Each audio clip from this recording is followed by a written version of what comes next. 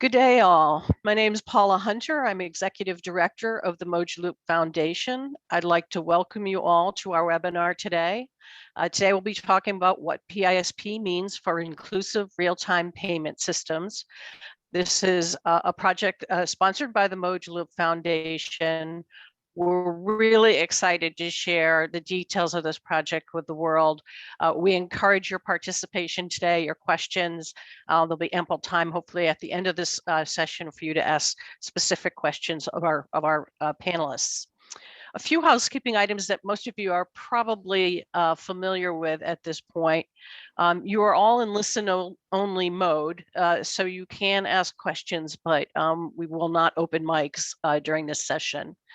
This webinar is also being recorded, and the session will be posted to your YouTube channel or to our YouTube channel once it's complete.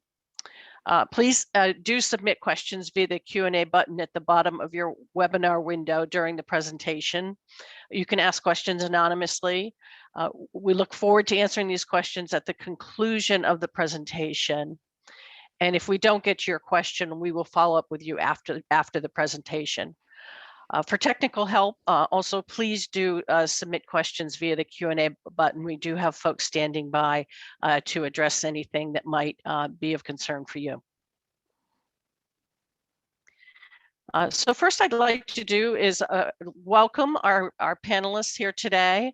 And in addition to myself, we have Adama Diallo, who is Head of Partnerships for Google. She also serves on the Board of Directors of the Mojaloop Foundation. We have Leslie Ann Vaughn, Director of Product Strategy for the Mojaloop Foundation. JJ Giwex, who's a software engineer at Google and also a member of our technical governing board. And two of our rock star community members, Lewis Daly, who's an information technology consultant at Crosslake Technologies, and Steve Haley, the economic development manager at Modusbox. I think we're calling in from all ends of the globe, so I'm sure many of you are as well. We appreciate your participation, and let's begin.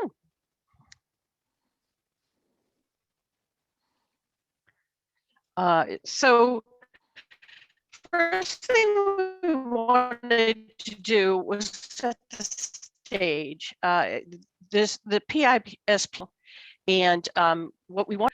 Why PSP? Why did Google take the initiative in leading this project for the foundation? And why is it important for the payments industry at large? Adama, would you like to talk a little bit about why PSP and why Google chose to lead this with the foundation? Yes, thank you very much. I'm excited to be here. And yeah, so in terms of importance of Mojaloop, remember when we met in December last year to kick things off. The vision is really a financial ecosystem that is open and equitable for everyone. And by everyone, we also include the customers who are coming online for the first time and growing up mobile first in emerging economies. As you all know, there are 1.7 billion people who are unbanked today, and mainly due to the cost of transaction. They need to be included in the formal financial system. And financial empowerment should also come from the people we're hoping to help. And having, when a government or a central bank is embarking into the journey of building the RTP rails, having the right regulatory frameworks, the enabling institutions, or even rails, we see it as just being the foundation. It is really the overlay of services that improve usability and make it frictionless for end users. And we believe that involving third party into the payment flow is really what drives participation at scale and truly transform the entire payment ecosystem. And the best example that we shared back then and that we're all familiar here with is India with UPI. And it is really enabling PISP that got them today to a 2 billion monthly transactions and more than 200 bank participants. It was critical, and I think part of that will be covered, maybe in the conversation. Of course, there were other aspects, that contributed to the success in India, such as making UPI their RTP rail free and moving the authentication on the tech player surfaces. But critically, like what really allowed allowing third parties to focus on innovating rather than integrating with one another and creating more silos. Second, spending less time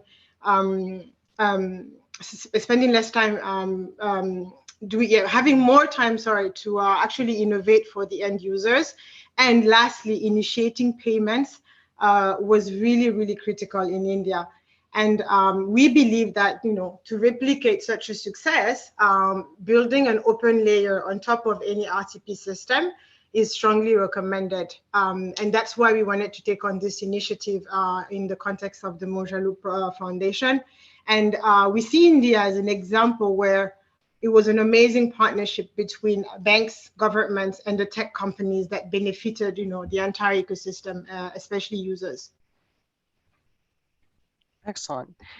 And so why should central banks and regulators incorporate PISP into their payment rails and ecosystems? I mean, if you look at it from a government perspective, there are multiple ways of approaching RTP rails, and there are certainly benefits to all systems, and there are many of them actually live globally. But if the intent is really to build an open innovation framework, PISP, this is when PISP's thought to really matters. And if you look at closed loop system, for example, yes, movement of money is free, it's intense, it's secure. However, they tend to bypass bank, which makes them less ecosystem friendly. And we think, at scale, that they could potentially be the backbones of shadow banking ecosystems, which can lead to user funds being not properly insured, and that has actually caused issues in other parts of the world. The example we have in mind is Singapore. Then creates also multitude of silos and a lot of confusion in the user and the merchant side in terms of acceptance, because there's not that much interoperability with the mainstream players.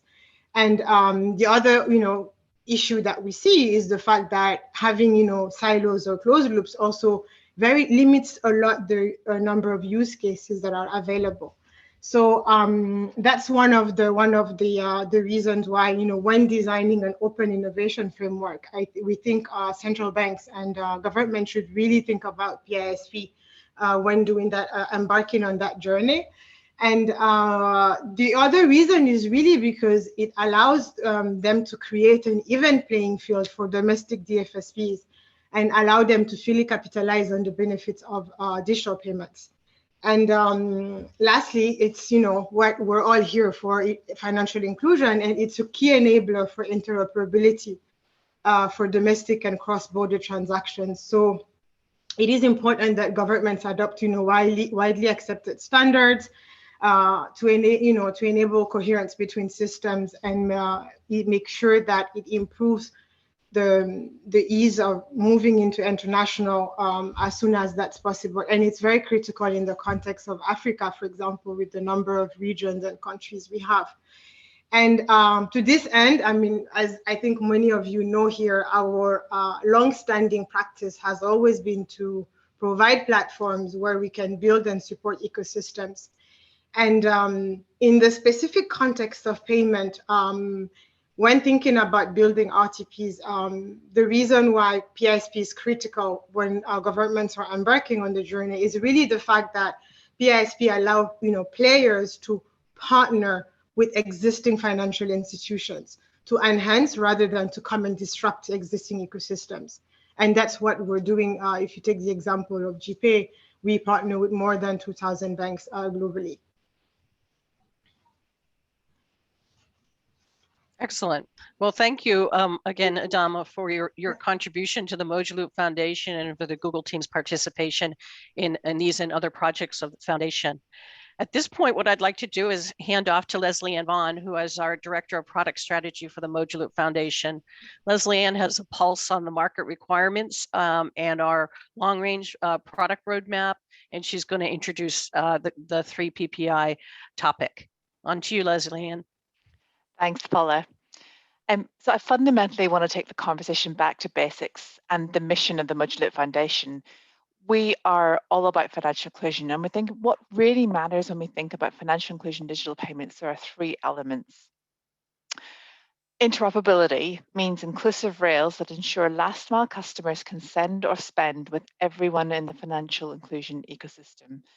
Digitally, cost effectively, no matter where they choose to bank or how old their mobile phone is.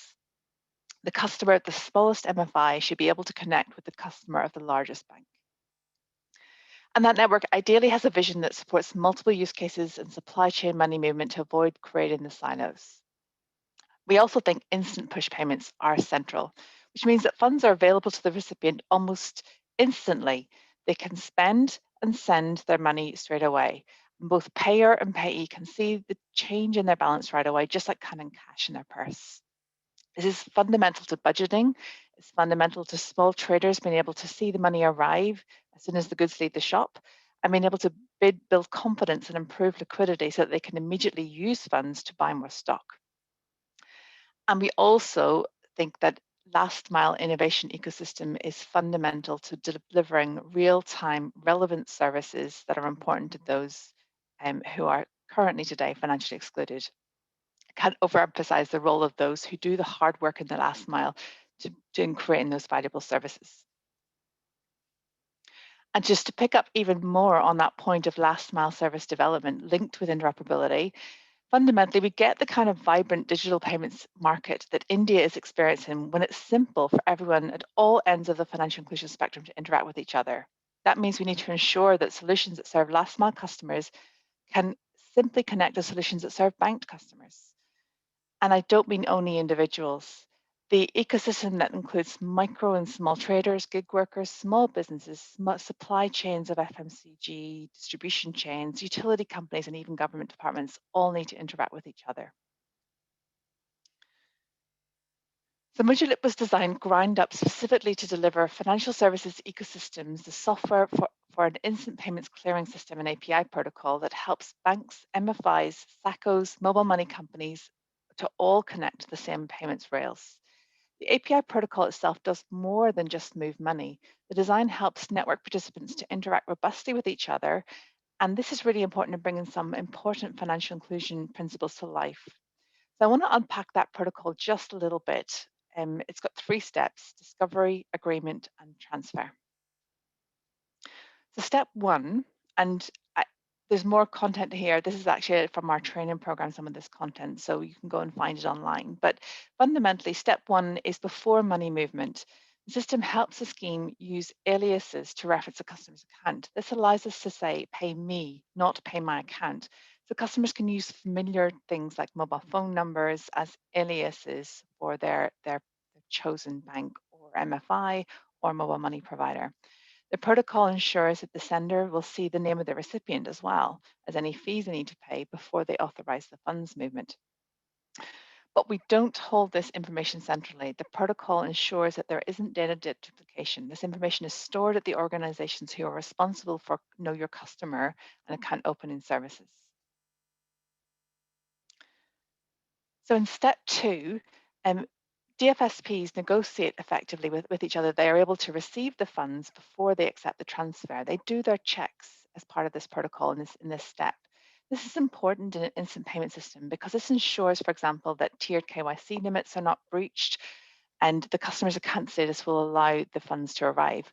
And by replying positively to this request, the DFSP effectively is setting the terms in which they will accept the funds, which allows the next step we're going to talk about to treat the transfer as binding, which means that sending the DFSP can reserve funds and expect the receiving DFSP to disperse funds as soon as the customer has authorized the money movement.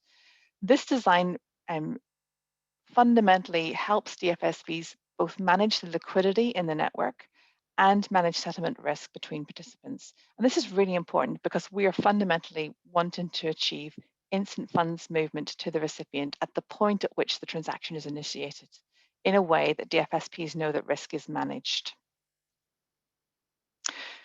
But let's jump back to the topic in this conversation today, the launch of our 3PPI API on top of our real-time payments rails. Open banking is an important global trend, and Common elements focus on a mix of data and payments, and some stretch further towards KYC services. While many developed economies have taken a jump start on this initiative, developing economies are stepping up the game to bring innovation into this ecosystem.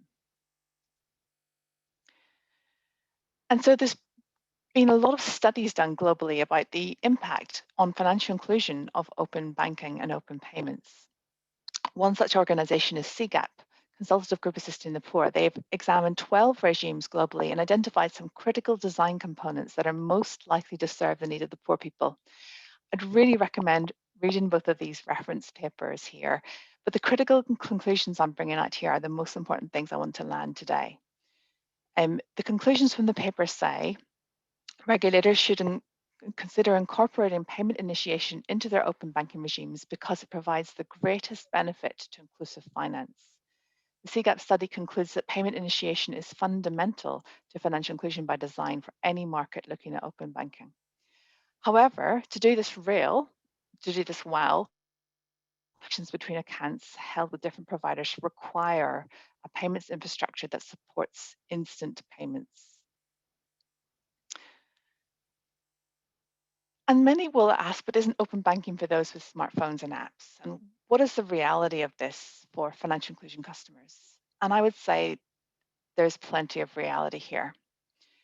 First and foremost, people with smartphones need convenient ways to send money to people without smartphones. We want one loop for all. By building 3PPI as an additional channel on the same rails used by everyone, it allows multiple choices for customers to interact with each other without creating more silos. 3PPI APIs can also be used over time by small businesses in payroll software and G2P beneficiary management software. And 3PPI APIs can be used by agent and ATM network software to facilitate movements of money in the network. They can also be used by international remittance companies to manage movement of their own domestic funds from their own liquidity instantly. And I think that's quite a powerful way to get money moving around the ecosystem. So we've extended our real-time payments rails with these APIs, and you're going to hear a lot about that in the second half of this section.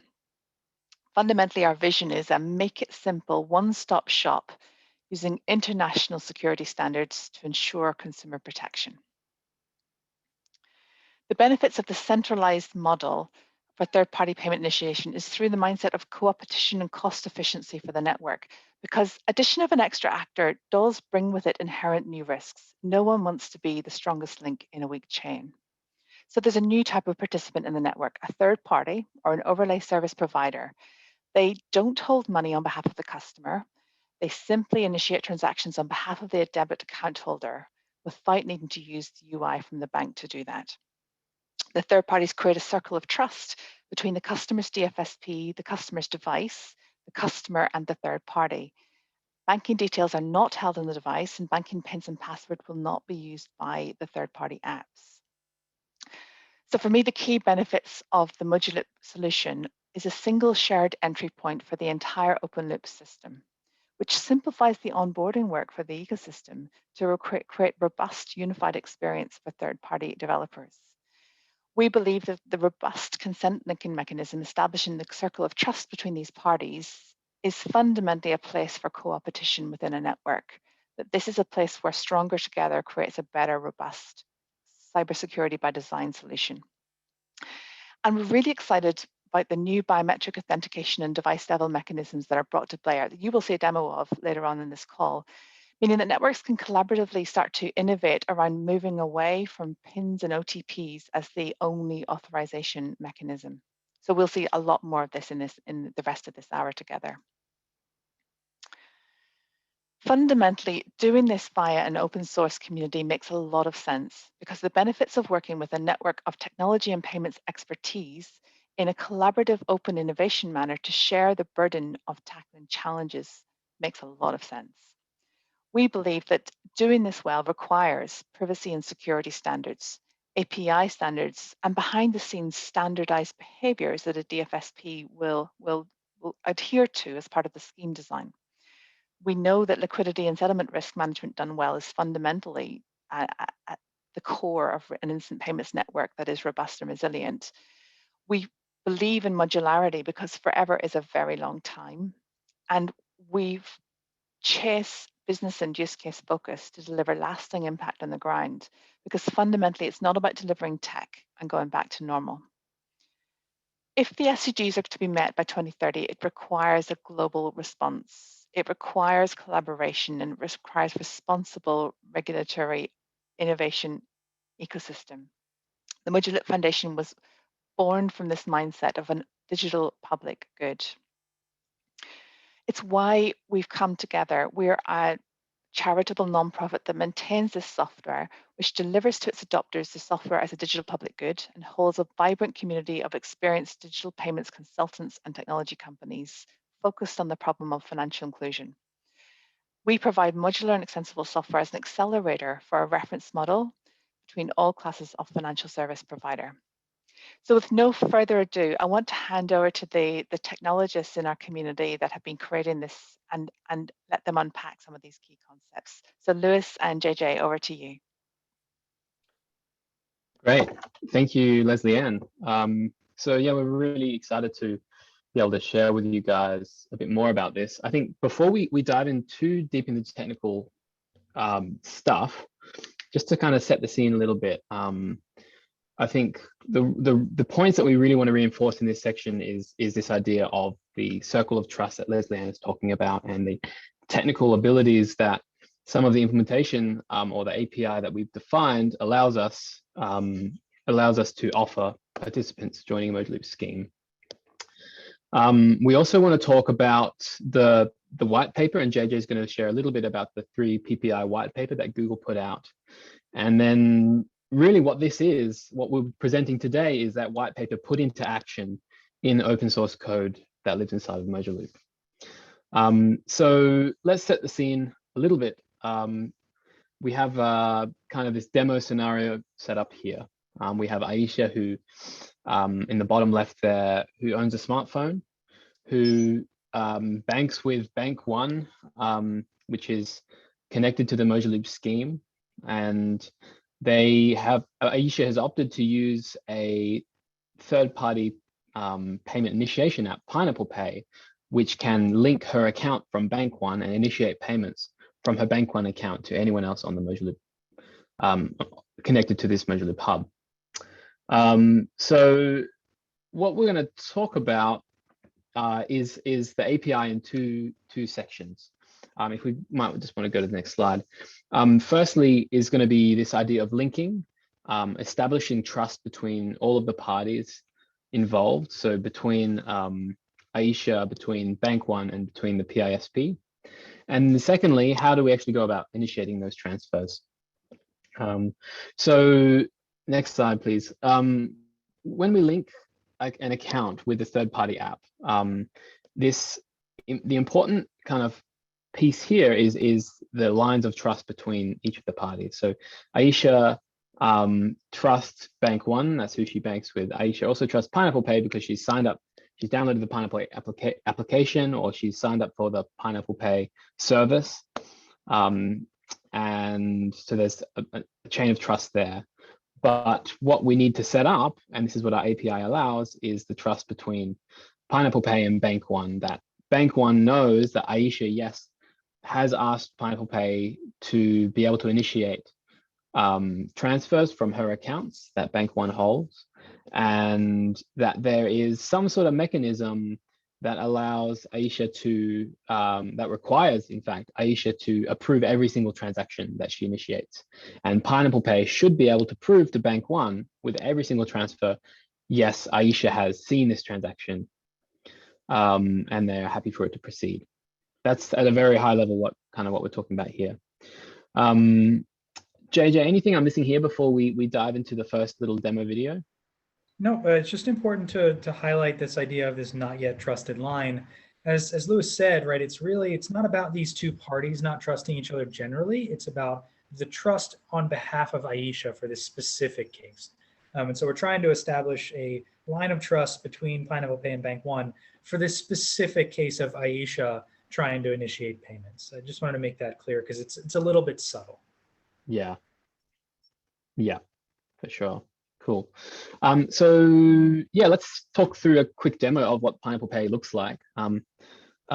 So just in a single page, this is a demo application that we've developed with the Mojaloop, in the Mojaloop open source code base that just shows how someone might go about implementing a PISP front-end application on an Android or web device.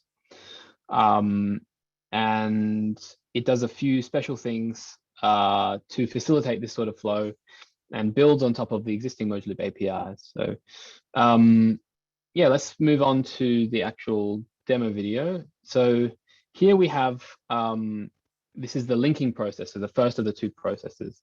So in this case, Aisha is going to select from a list of DFSPs. She's going to, well, this is me in this case, Lewis, but I'm going to log in with my DFSP and do kind of this account lookup to select the list of accounts that I might want to link. After that point, there is a out-of-bound authentication step. So that could be a web sort of authentication where the application is, I'm going a bit slow for the demo, so I might just ask you to pause it there, and I'll just talk through it a bit slower. So there's going to be a login process that the user will complete with the DFSP. That could be, our API at the moment allows for something like a web handoff, where the user might be directed to the DFSP's website to log in, and they might get an authentication token. Or it could be something like the DFSP could send a message, an SMS or an OTP, an SMS or email containing an OTP to the end user, which they need to put in to provide to the Pineapple Pay application, PISP, to prove that, yes, Aisha, or me in this case, has logged in and returned that token to the DFSP. After that point, what you saw there was this idea of, we have a short-term authentication token, and then we're going to elevate that to a strong credential. And we're using in this instance FIDO2 WebAuthn APIs, which is a kind of emerging global standard for how to do these things really well. And what that gives you is a token or a private key that lives on a device and can't leave the device. It lives in a special piece of hardware on an Android device, or something like a YubiKey, or it could be implemented any number of ways. But the private portion stays on the device and the public portion is shared with the DFSP. And what this lets you do, using some fancy cryptography, which we're not really going to get into now, but what that lets you do is prove in the future that the actual bytes that represent the transaction, the future transaction, have indeed been sent to Aisha's device, or when you're doing a transfer, and prove that there's actually been a process like a fingerprint unlock, or I think that demo had a, I had a YubiKey because that was on my web device. So that actually I physically touched a thing. I'm a live person and I'm the same person because I have that, that second factor of authentication as a part of the authentication flow. So maybe we'll just keep moving, just conscious of time, because I could probably get into details too much. So JJ, I'll hand it over to you here. Sure, yeah, and we can get into tons of details after. So if you have questions about FIDO or how we're using FIDO or WebAuthn, just use the Q&A section in here and we will answer those for you. So as Lewis mentioned, there's kind of two pieces here. The linking phase, where we set up and register a credential. It kind of loosely, if you're familiar with FIDO, that loosely correlates to the register phase of FIDO. And the second is the what we're calling the payment phase, which is really closer to the FIDO login phase, if you're, again, familiar with that. Just to give you an idea here, most of this will try to stick as closely as possible to what Leslie Ann described with discovery, agreement, and transfer, with an extra step in there for authorization, and that is executing the FIDO credential to digitally sign some sort of challenge. And so in this diagram, which is not entirely perfect, it's kind of mimicking how we described it in the white paper. Aisha talks to Pineapple Pay to start the payment initiation. Then she's going to talk to Mojaloop. And then from here on out, once Mojaloop talks to Bank 1, All of these green lines, P2, P3, P4, if you can see those little, the bit of small numbering, those are all going to be very similar to a standard Mojaloop transaction with a little bit of a tweak at the end where you notify Pineapple Pay about the result of a transfer. So just like with any other transfer in Mojaloop, we start with discovery, right? You type in a phone number or any kind of identifier that looks up information about the person. You get back, oh, did you mean that you're trying to send this to Alice? On agreement, it's about settling on the terms of the transfer, right? We get a quotation from Alice's DFSP, in this case, Uno MFI, and Bank One is part of this as well. And the whole quotation is sort of a summary of a contract between the two parties that just needs approval from Aisha to move forward. At authorization, we actually take a fingerprint of this request or some representative data of this quotation and pass it along to Pineapple Pay and onto Aisha's actual device or whatever it is that we're using FIDO for.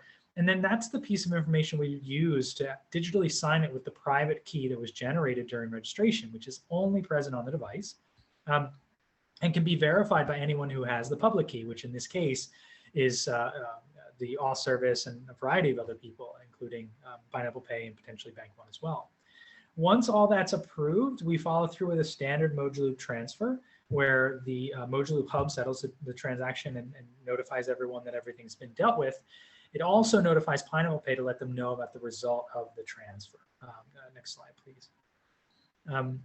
So to show you what this looks like in the app, and we have a video at the end that Lewis will narrate for us. As I mentioned, the first thing we do is, we type in a phone number, right? The third party is able, just like any other DFSP, to do a lookup to Mojaloop's ALS, the account lookup service, to say, I have this phone number, who speaks for this person? And then it gets routed to the right DFSP, and we can then ask things like, what is this person's name or display name, nickname, whatever you want to call it. And then we can show that back once we're sort of settled with that. Next slide, please. Then once we see this information, you can see very small text there. It says Alice Alpaca, right? We typed in a phone number and then we got back the information of the payee's nickname. And here we're able to say a couple of things. One is how much money we want to send. That's kind of important. But also we pull from the specific accounts that were linked at the very beginning when Lewis had that video showing the two accounts that he had checkboxes next to. We have an option of choosing the source of funds account in this case. And that's kind of an important piece that we may have glossed over a little bit. But this is a new introduction to Mojaloop where we previously didn't really expose this concept of Mojaloop understanding a source of funds. And so in this case, we just point to exactly where the money is going to be coming from. Next slide. So here we're going to actually talk to the Mojaloop hub and say, I need a quote for this. How much of I want to send a certain amount of money. In this case, it's $18. And we're curious, like, what are the fees and all this other stuff? And if you look very closely, there's a fee of 0. So there's no fee for this. But that information actually came from the recipient DFSP, where the whole process of negotiating these fees on either side, both from as the payer and the payee, determining exactly what those fees ultimately look like. And so this is, at the point we're looking at this, we're actually seeing a transaction that is representative of a finalized agreement that just needs approval by Aisha in order to send it. So all the different DFSPs have agreed to these terms at this point. It's also important to note that even though the app we're looking at here is Pineapple Pay, right? It's a third-party payment initiation application.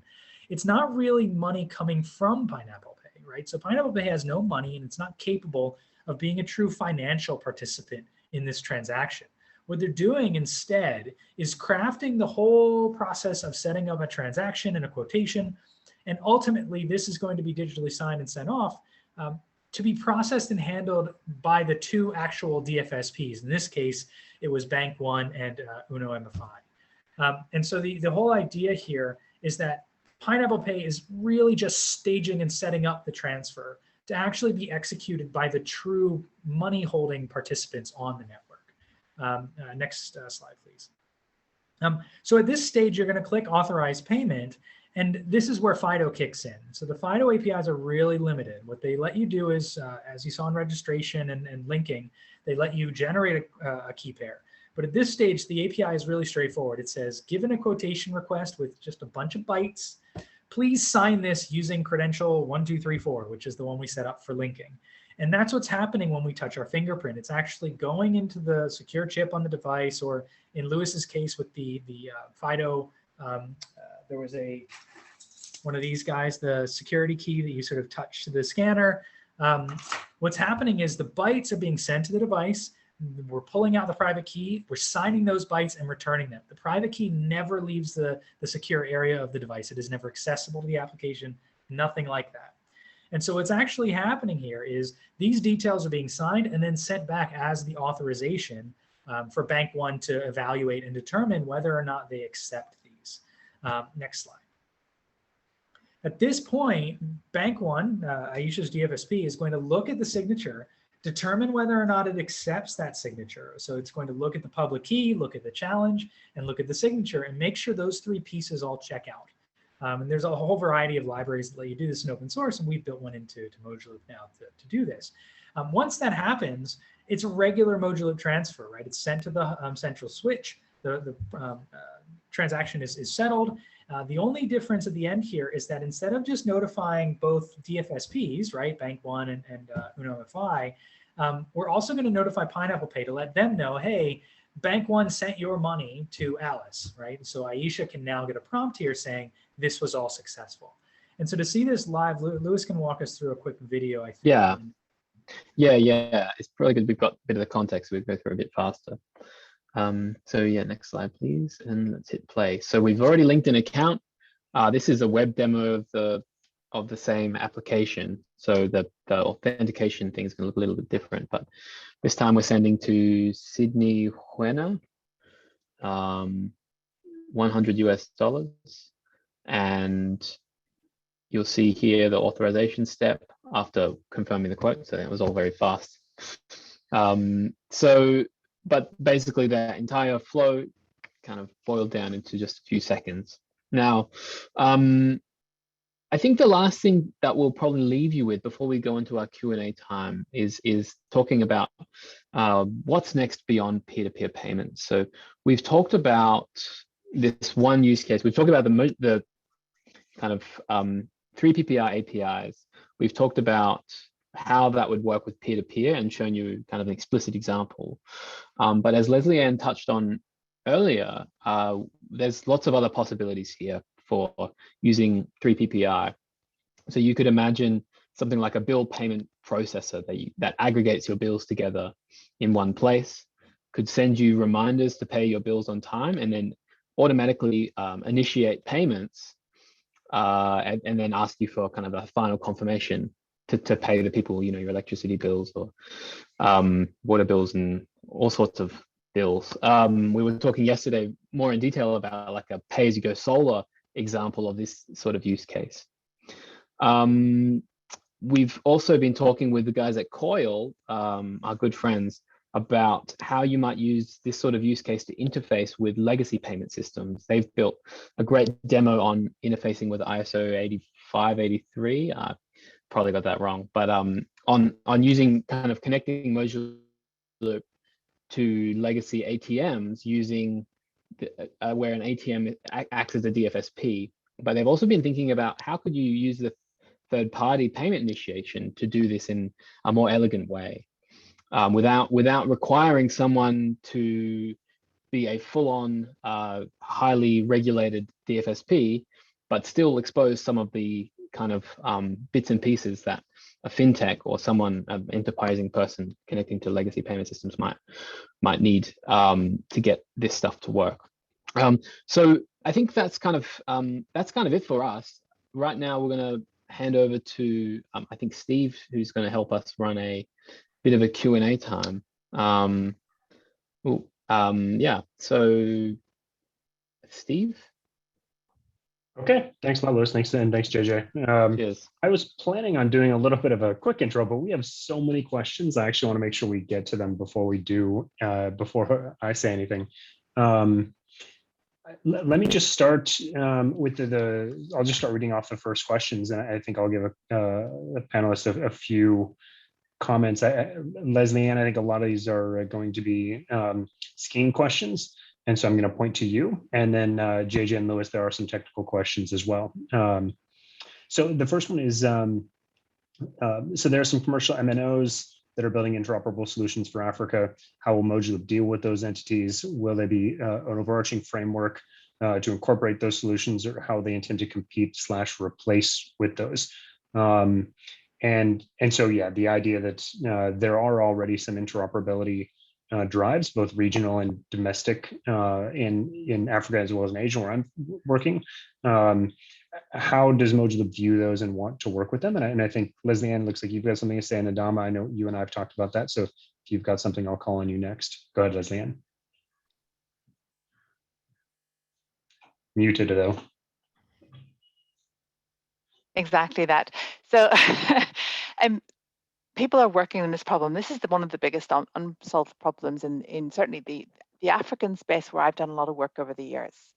And what we see Mojaloop Foundation being is a movement around payments interoperability, where we want technology players and those creating schemes and payment systems to kind of see this as an open innovation forum for us to connect around the protocol that I mentioned, the discovery agreement transfer, and making the open source itself a useful component for those who are doing the hard work on the ground. This needs those who do the hard work on the ground to continue to do the hard work on the ground. We are not running payment systems as Mojaloop. We are open source software as a digital public good. And we are actively calling for people who like what they see today to go, how do we take things like this to market? Good. Adama, did you have anything to add to that? No, all good. Okay. Okay, I think Leslie Ann brought up a key point, which comes in a few of the other questions. Is Mojaloop is not a payment scheme. Mojaloop's not a payment company.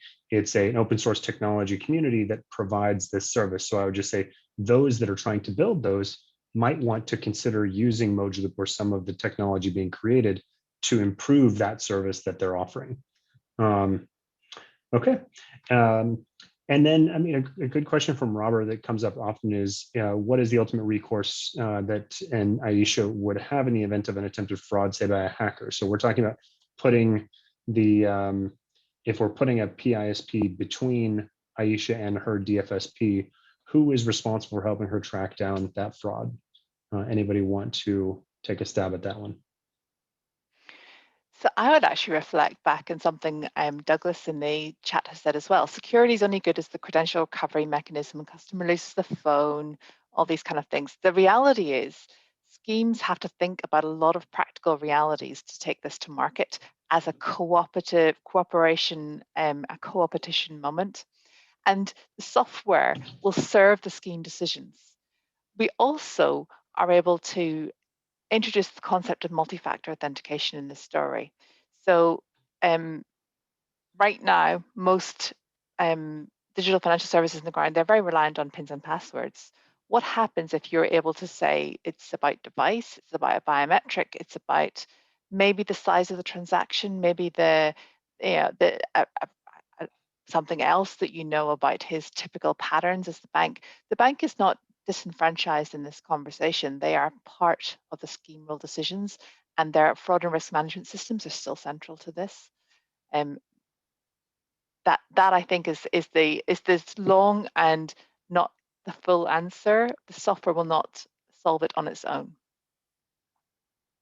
Good point, Leslie. Yeah, go ahead, JJ, please.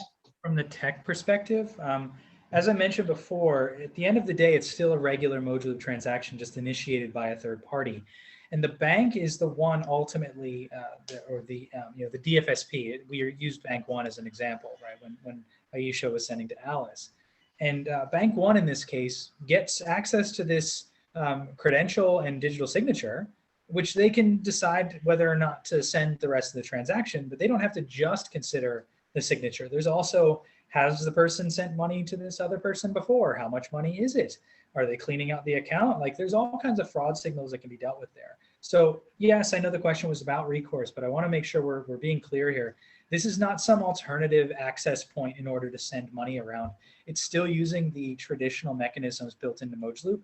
And so whatever would be the fraud recourse for payments being made on the Mojaloop network generally still apply to third-party initiated payments as well.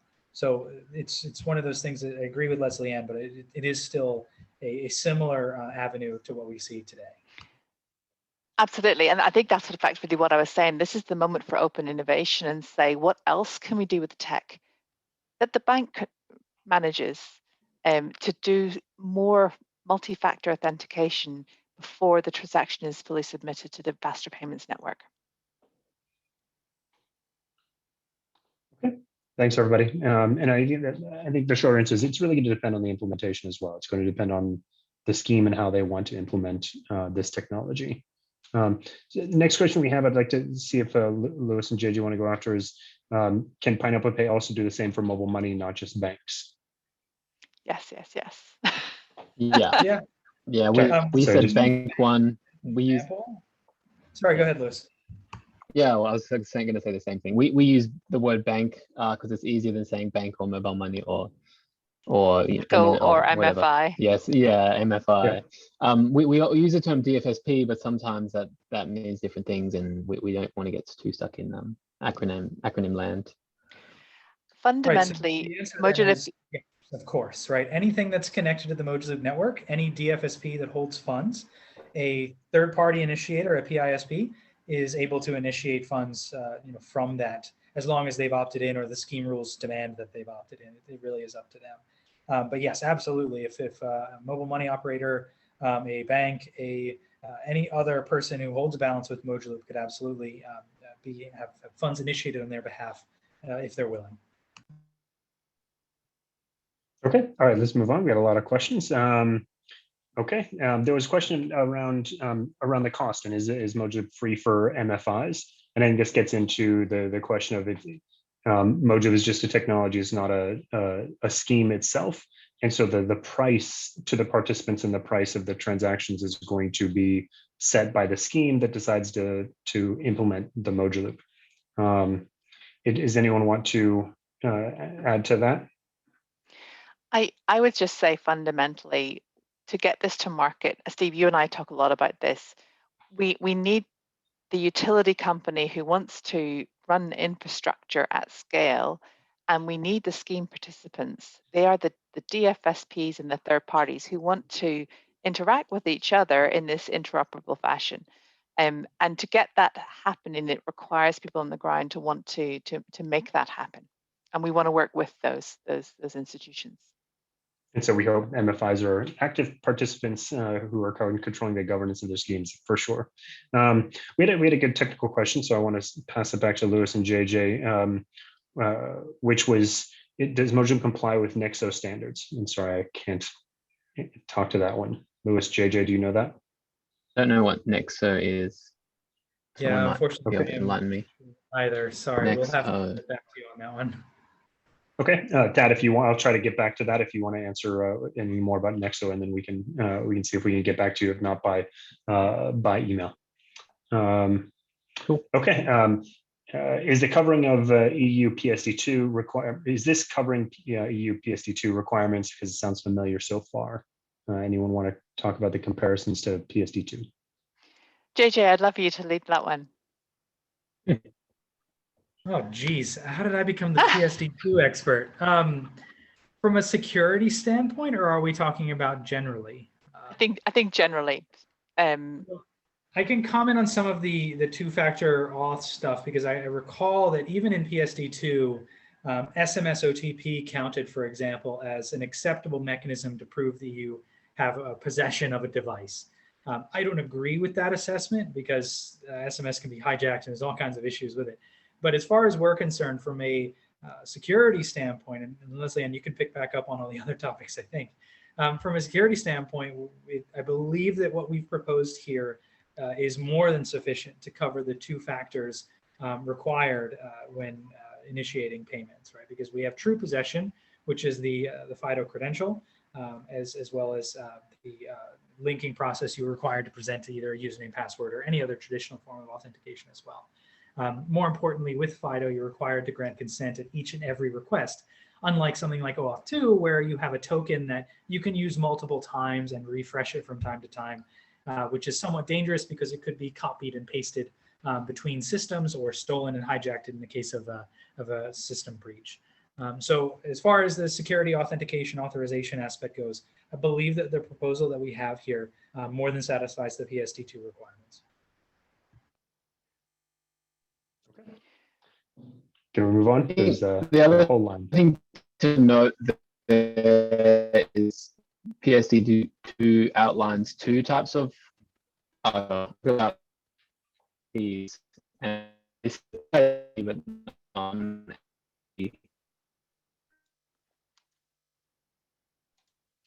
Lewis seems to be frozen-ish, I think. Yeah. Sorry, Lewis. Got a latency. Know what you were saying.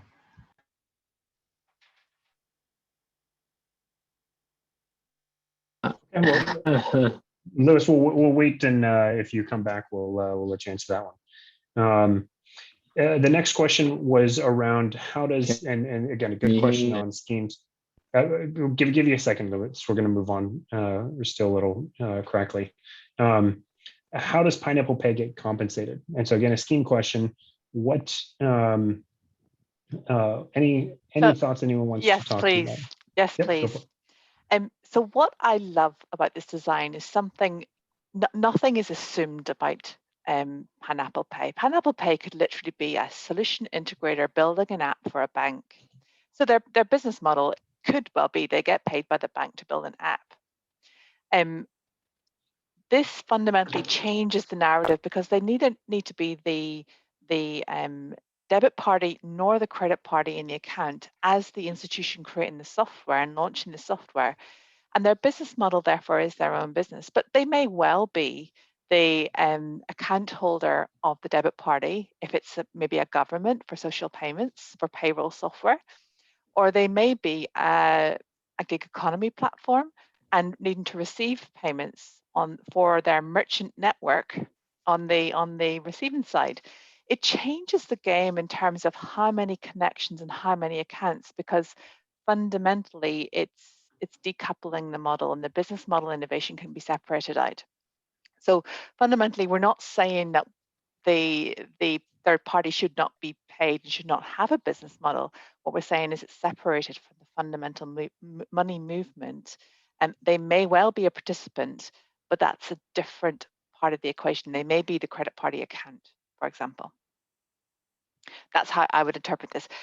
Plus, there may be multiple money movements over time. You may well have a subscription model, for example, to actually get your business out the gate, and you might then just do money movements for your customer based on them paying for your app, for example. Okay, thanks, Leslie. And I want to keep moving because we've only got about 4 more minutes of questions, and there's got a good one here. A question on legal liability. Given Pineapple Pay is responsible for authentication in the payment initiation process in the unlikely event of a fraud, which party is responsible for financial loss? Account holding bank, Mojaloop, or Pineapple Pay? So it's important to remember that while Pineapple Pay is the one who requests the signature, it is the bank who is, or the DFSP, so that's the money provider, whoever it is the one responsible for evaluating that signature, right? Making sure that it actually checks out, including all the other fraud signals that they may do proprietarily or on the switch generally. And at the end of the day, Pineapple Pay has no money on the system, right? So when Pineapple Pay initiates a payment, it is nothing more than asking Bank One in this example, could you please send this money? Here's a signature so that you have some trust that I'm not just some random Pineapple Pay API requests saying, hey, move money around. Like, here's how you know that I'm trying to tell you that it came from Aisha and is going to Alice. But it really is a request for Bank One to initiate payments to Uno MFI. So I think it's very fair to say that barring any scheme rules that dictate otherwise and any bilateral agreements between any of the different parties, the most obvious and standard place for this to happen is the source of funds has the opportunity to say, you know what, thank you for your request that I pay this money, but I'm not going to do that because this looks like a sketchy transaction. I've never seen this before. It would empty the whole account, so I'm going to cancel it. And so in a sense, what I'm saying is that the source of funds DFSP, the one who's receiving the request from Pineapple Pay, since they have the opportunity to say no, they are the one where the buck stops there. They're the one who ultimately hold the bag in the case of fraud happening. I believe that we can implement scheme rules to say otherwise, but that is sort of the default in our design as we put it together. Okay, thanks, JJ. That was a very comprehensive answer. So again, there's a technology answer, but there is also a scheme answer that will come into whoever wants to implement this. Paula, I think we've got about a minute left. Do you want to wrap up? Sure. Okay. Thanks, Steve. Thanks, Steve, and thanks to all the panelists that joined us here today from around the world. To those of you in the audience, if you could stay on for a moment and answer the quick survey about this session, we'd be happy to have your input. We also note there have been a number of questions that were not addressed just due to the factor of time. So we will be preparing some answers and we'll include those as we publish out the recordings and the slides for this webinar. Because you have registered, you will get a notice from us when that information is available online. So we do appreciate your questions, and apologies that we didn't have enough time for everyone's question, but we're delighted to see so much interest in this topic and happy to have a further engagement with you in the future. We're a young organization. We welcome participation. So if you're interested in becoming more involved, our community manager, Simeon Rico, is on the line, and I'm sure he'd love to hear from you. And again, via the email that wraps up this session, you'll make presentation materials and the like. So again, thank you all for joining, and we will look forward to your ongoing feedback. Okay, thanks, guys.